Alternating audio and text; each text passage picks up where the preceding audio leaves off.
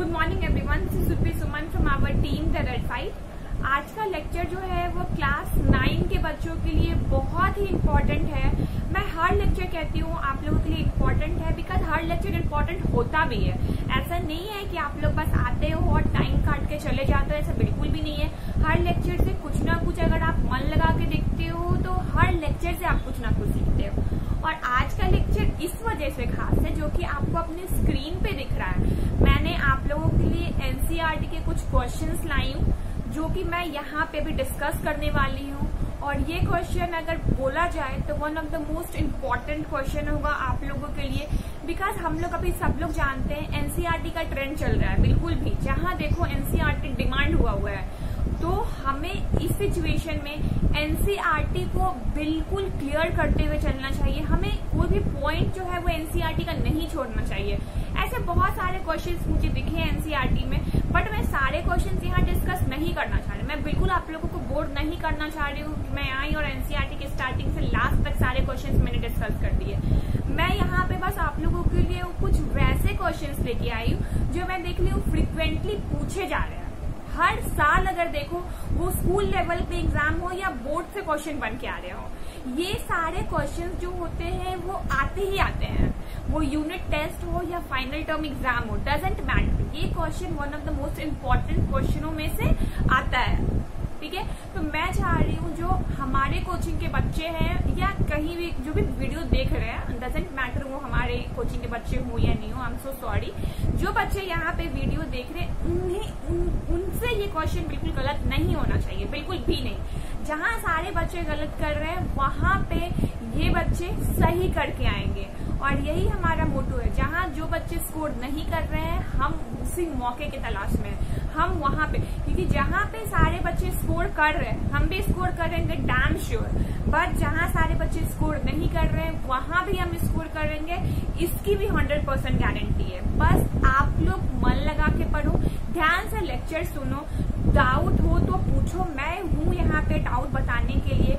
कोई भी दिक्कत, कोई भी सिली डाउट हो ऐसा मत सोचना बिल्कुल भी कि ये सिली डाउट है कैसे मैं पूछूं। सिली डाउट ही आगे चल के बहुत एक विशाल डाउट के रूप में बन जाते हैं, ठीक है ना। तो वो सिली डाउट्स भी हमें क्लियर करना चाहिए, क्योंकि अभी देखो अभी सिली डाउट्स नहीं होंगे तो कब होंगे बताओ। आप 11th में चले जाओगे तब, 12th में चले जाओगे तब, उस टाइम पे आप सिली डाउट पूछोगे तो आपकी मजाक उड़ेगी। बट अभी इस स्टेज में आप सिली डाउट पूछ रहे हो तो आप कभी मत सोचना कि लोग मेरे मजाक उड़ाएंगे या मुझे क्या सोचेंगे। सोचने दो, लोग जो सोचते हैं सोचने दो। आपका काम है अपना डाउट्स क्लियर करना, बिल्कुल क्लिस्टर क्लियर करना। हमें कोई भी कंफ्यूजन नहीं रहना चाहिए किसी भी टॉपिक में, ऐसा सोच के पढ़ना है, ठीक है ना एवरीवन। मैं देख रही हूँ बहुत सारे बच्चे इंटरेस्ट नहीं दिखाते, तो ऐसा लेक्चर लेने में ना मजा नहीं आता। बहुत बार मैंने कहा बच्चों डाउट पूछो, बट कोई बच्चे डाउट नहीं पूछते हैं। बिल्कुल मुझे इस बात का बुरा लग रहा है कि बच्चे यहाँ पे डाउट नहीं पूछ रहे। जब तक डाउट नहीं पूछोगे बच्चों तो सेशन जो होता है वो इंटरेस्टिंग नहीं बनता। इंटरेस्टिंग बनाने का मतलब है हमारी क्लास जो होगी वो इंटरैक्टिव होनी चाहिए। 9th क्लास के बच्चे हो, 6-7 के थोड़ी हो। 9th क्लास के बच्चों का क्लास जो होता है वो इंटरैक्टिव होता है। एक टॉपिक हुआ, एटलीस्ट 2 से 3-4 क्वेश्चन तो जरूर आने चाहिए कि इस टॉपिक में मुझे ये 3-4 क्वेश्चन डाउट है। बट आप लोग की तरफ से कोई भी डाउट नहीं आता तो मुझे लगता है आप लोग लेक्चर अच्छे से नहीं देख रहे हो, बस आ रहे हो, एक बार क्लिक कर रहे हो, जैसे क्लिक कर रहे हो वैसे ही बंद कर दे रहे हो। ऐसा मत करो बच्चों। ऐसा नहीं है कि यहाँ पे बस मुझे कुछ ऐसे ही आ रही हूँ, टाइम बर्बाद करना है और जाना है, ऐसा कुछ नहीं है। मैं यहाँ पे आ रही हूँ आप लोगों को सिखाने के लिए। मैं चाह रही हूँ कि जहाँ पे जो बच्चे स्कोर नहीं कर रहे हैं वहाँ पे आप उनको बीट करो और यहाँ पे आप टॉपर बनो, बस यही मोटो है हमारा। तो इसीलिए बच्चों मैं कह रही हूँ आप लास्ट तक देखो, और आज का सेशन जो होगा वो उसके नोट्स तो बिल्कुल बननी चाहिए, बिल्कुल बननी चाहिए। इसमें कोई डाउट नहीं होना चाहिए कि चलो ये मैं बाद में कर लूंगा या कर लूंगी, बिल्कुल नहीं। ये आज आप सॉरी सेशन एंड होने के साथ ही आपके नोट्स कंप्लीट होने चाहिए। आप मेरे साथ बनाते हुए चलोगे, ठीक है। तो स्टार्ट करते हैं हमारा सुपर इंटरेस्टिंग क्वेश्चंस के साथ, ठीक है। तो हमारा देखो मैंने आप लोगों के लिए यहाँ पे लिख रखा है, आप लोग की स्क्रीन पे मैंने ये क्वेश्चन ऐड कर दिया, बट मैं कैसे देखूंगी, इसलिए मैंने देखो यहाँ पे आप लोग जितने भी क्वेश्चन मैंने ऐड किए हैं वो सारे क्वेश्चन मैं यहाँ लेके आई हूँ कि लोग को कोई तकलीफ नहीं हो, ठीक है। जब मैं आपकी तकलीफ का इतना ख्याल रख रही हूँ तो आप लोग भी तो पढ़ो बिल्कुल। और मैं आपसे क्या मांग रही हूँ, बस पढ़ो और कुछ नहीं चाहिए, ठीक है। देखो क्वेश्चन नंबर फर्स्ट से हम स्टार्ट करते हैं। क्वेश्चन नंबर फर्स्ट में कह रहा है कन्वर्ट इनटू सेल्सियस, हमें सेल्सियस में चेंज करना है। देखो सेल्सियस और केल्विन जो होती है वो टेम्परेचर मेजरमेंट की यूनिट होती है, ठीक है। अगर मान लो कि कोई कहता है कि सेल्सियस है उसको केल्विन में बदलो या केल्विन है उसको सेल्सियस में बदलो, तो इसमें हमें करना क्या होगा, हमें कुछ नहीं करना, हमें कोई भी फॉर्मूला, सारे जगह देखोगे कुछ न कुछ फॉर्मूला लिखे रहते हैं, हमें कोई फॉर्मूला याद नहीं करना, बिल्कुल भी नहीं। इतना ऑलरेडी हमें इतना कुछ पढ़ने को है और ऊपर से एक फॉर्मूला बिल्कुल भी नहीं। हम इस क्वेश्चन को भी बनाएंगे विदाउट फॉर्मूला, विथ ट्रिक, ठीक है। देखो अब क्या है, अब देखो सेल्सियस जब दिया रहे आपको, सेल्सियस को अगर केल्विन में बदलना है, ध्यान से सुनना एवरीवन, यहाँ प्लस माइनस मत कर देना, उसमें प्लस उसमें माइनस, तो सारा कुछ गड़बड़ हो जाएगा, ठीक है। ध्यान से फिर से, अगर सेल्सियस में क्वेश्चन में दिया हुआ है और अगर कह रहा है कि अगर इसको केल्विन में बदलना है तो हमें 273 ऐड करना पड़ेगा, ठीक है। हमें जनरली 273.15 होता है, बट हम राउंड ऑफ में 273 ही लेते हैं, ठीक है ना।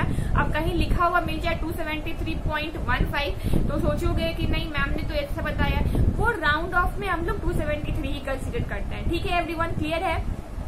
तो मैंने क्या बोला कि अगर सेल्सियस में दिया हुआ है और अगर उसको केल्विन में बदलना है तो हमें क्या करना होगा, 273 ऐड करना होगा, अगेन ऐड करना होगा, ठीक है। और अगर मान लो कि केल्विन में दिया हुआ है आपके क्वेश्चन में और उससे कह रहा है कि आपको डिग्री सी में बदलना है, इट मीन सेल्सियस में बदलना है, तो क्या करोगे, मैथ लगाओ थोड़ा सा, माइनस करोगे 273। जब केल्विन में दिया है और उसको कह रहा है कि आपको सेल्सियस में बदलना है तो 273 माइनस करना होगा। ध्यान से अब विद क्वेश्चंस और क्लियर करते हैं, ठीक है। फर्स्ट क्वेश्चन में है कन्वर्ट इनटू सेल्सियस, ठीक है, सेल्सियस में बदलना है और 270 केल्विन हमें दिया हुआ है। तो मैंने अभी क्या कहा कि अगर केल्विन को सेल्सियस में बदलना होगा तो क्या करोगे बच्चों, ध्यान से सुनो और सोचो और बनाओ कॉपी में। क्या करोगे, केल्विन में दिया हुआ है आपका 270, उसे आपको डिग्री सी में बदलना है, तो इट मीन्स 470 में से 470 में से 273 माइनस करोगे, बिकॉज यहाँ सॉरी केल्विन से सेल्सियस में बदलना है, ठीक है। जब 273 माइनस कर दोगे तो कितना आपका आंसर आएगा, 197, ठीक है।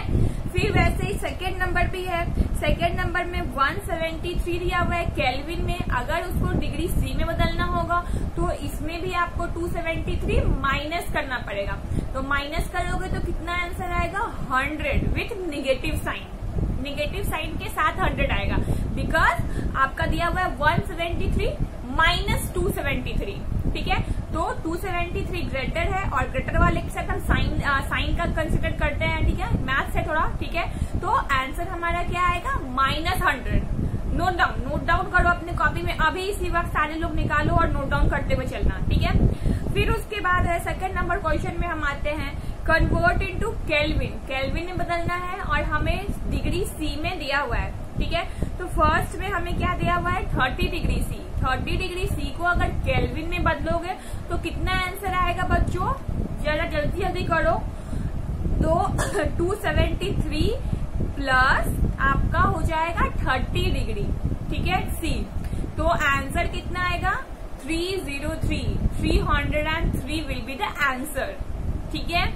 अब जो है सेकेंड नंबर क्वेश्चन में -71 डिग्री सी है, -71 डिग्री सी को अगर केल्विन में बदलोगे तो कितना आंसर आएगा बच्चों, 202, ठीक है, क्लियर है इतना। अब हम आगे बढ़ते हैं और हमारा सेकंड क्वेश्चन है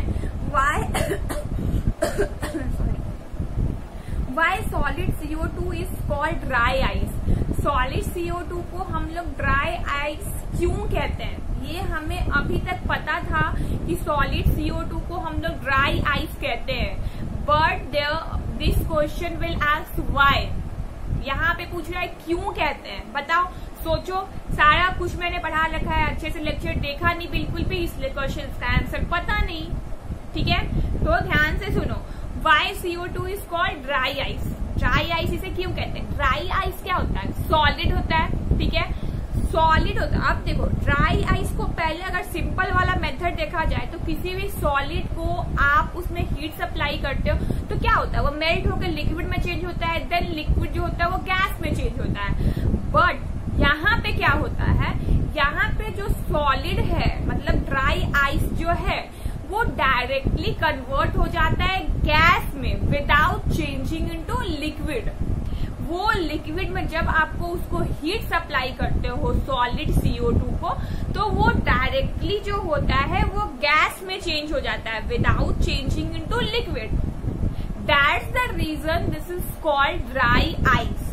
क्लियर है एवरीवन? यहाँ पे क्या हुआ, डायरेक्ट जो सॉलिड था वो गैस में चेंज हो गया without changing into liquid. That's the reason they are dry ice. Clear है एवरीवन? अब हम आते हैं नेक्स्ट क्वेश्चन में। नेक्स्ट क्वेश्चन हमारा क्या है, why do we keep ether and acetone at cool place. अब कह रहा है बताओ ईथर को और एसीटोन को कूल प्लेस पे क्यों रखते हैं। आप लोग को नहीं पता होगा, ईथर और एसीटोन को हम लोग कूल प्लेस पे रखते हैं। ठीक है, ये याद रखना, हम उस दोनों को ठंडी जगह पे रखते हैं। एंड द रीजन क्या है इसके पीछे, क्यों रखते हैं उसको वहां पे। ठीक है, फिर से एक बार मैं आपके लिए क्वेश्चन पढ़ रही हूँ, ध्यान से सुनना। Why do we keep ether and acetone at cool places? हम उस दोनों को कूल प्लेसेस पे क्यों रखते हैं। ठीक है, अब है क्वेश्चन हमारा, इसका रीजन क्या होगा हमारे पास।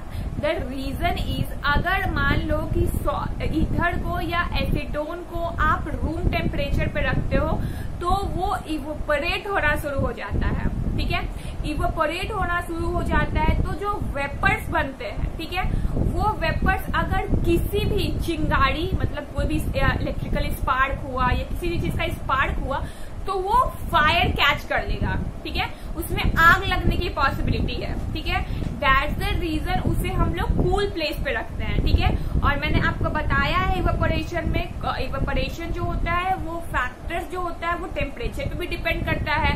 तो अगर वो कूल प्लेस पे रहेगा तो क्या होगा, इवेपोरेशन का रेट जो होगा वो स्लो हो जाएगा। ठीक है, तो जो स्लो हो जाएगा तो वेपर्स नहीं बनेंगे और स्पार्क से फिर क्या होगा, फायर कैच करने की पॉसिबिलिटी जो होगी वो कम हो जाएगी। ठीक है, यही ना हमारा रीजन था, हम लोग क्यों वहां पे नहीं रखते, क्यों उसे कूल प्लेस पे रखते हैं, क्यों हम लोग उसको हॉट प्लेस पे नहीं रखते हैं।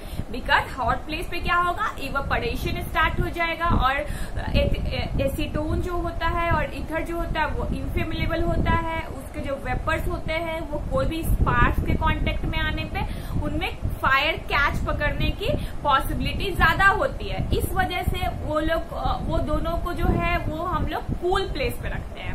क्लियर है एवरीवन? समझ में आ गया? अब जो है वो हमारा नेक्स्ट क्वेश्चन है।